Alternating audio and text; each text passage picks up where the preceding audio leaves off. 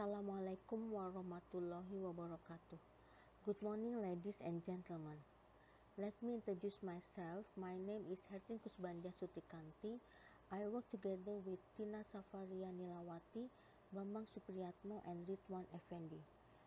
We are coming from Departemen Pendidikan Biologi and Pendidikan Ilmu Sosial from Universitas Pendidikan Indonesia. Here I would like to present our result with the title Utilization of Front Yard Ecology and the Level of Environmental Ethics of Giri Mekar Village Community, Bandung Regency. Climate change occurring in the world has become the focus of serious problem for all countries. The United Nations, which consists of 193 countries, including Indonesia, has agreed to form a Sustainable Development Plan, which is contained in the Sustainable Development Goals. It consists of various aspects of development, with the main goal being to preserve the environment. One point is tackling the climate change, number 13. In this case, to support the achievement of the main goal of sustainable development, the role of every element is needed, not only from the government, but also from all levels, including the community. The use of front yard can be an alternative solution to deal with global warming. In this case, the community can play an active role in supporting environmental sustainability and minimizing global warming. Therefore, the purpose of the research is to study the role of the ecological function of the front yard and the level of environmental ethics in the community. This map shows you the study location in Giri Mekar Village, Cilengkrang District, Bandung Regency. The method used is descriptive qualitative with primary and secondary data collection techniques carried out by triangulation, which is a combination of observation, interviews, and documentation. Two stages of research conducted in parallel: A. The inventory of front yard plants and their utilization, and B. Environmental ethics level.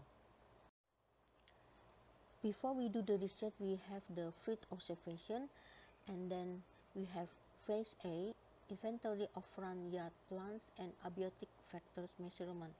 And for the phase B, we distribute the questionnaires and interviews. And then we do the data analysis, and we will get the GIS map development and plant yard document book. Data were collected from samples of 383 houses. It is about 10% of the total head of the family. Phase A, observation and identification were made on the plants found in the residents' front yard.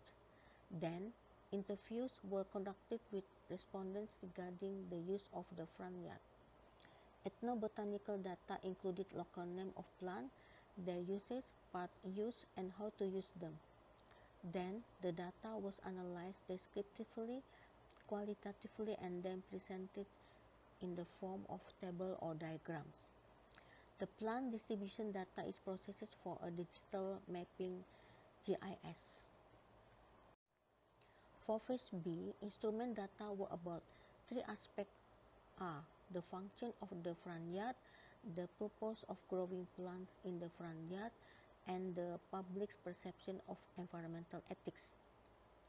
Four principles related to environmental ethics are: respect for nature, related to responsibility, compassion and concern for nature, and living simply and in the harmony with nature. This is the result from phase A. This table shows you the measurement of abiotic factors in Giri Mekar Village from up to downhill. We have temperature, light intensity, velocity wind, humidity, soil pH, and mean sea level. The results show that the composition of plant front yard in Giri Mekar Village has a total of 1,412 individual plants. These plants consist of 36 families and 76 species.